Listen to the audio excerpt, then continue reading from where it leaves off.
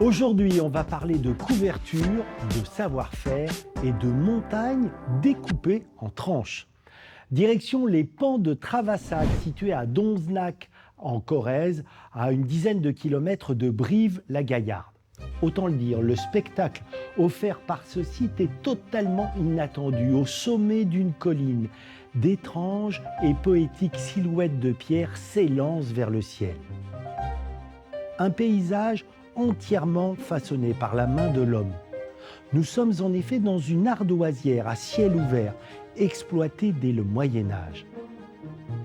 Pour extraire les ardoises, il a fallu creuser des puits, parfois profonds de 50 mètres, laissant de part et d'autre des filons ces impressionnantes parois, les fameux pans.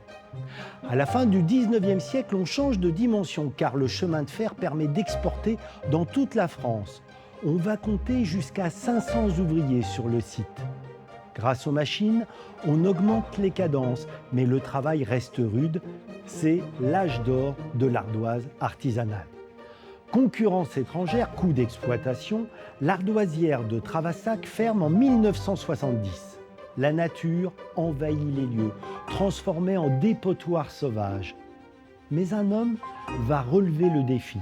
Dans la famille de Jean-François Bugeat, on est ardoisier de génération en génération. Il rachète le site, le nettoie pour l'ouvrir au public, raconter cette histoire, mettre en valeur ce savoir-faire.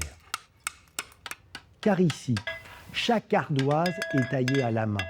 Il va même relancer l'activité dans une autre carrière toute proche, Paris gagné.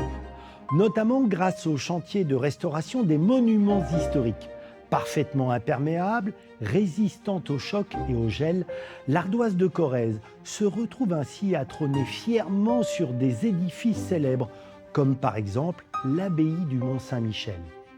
Travassac est ainsi redevenu une référence incontournable pour les amoureux des jolies toitures.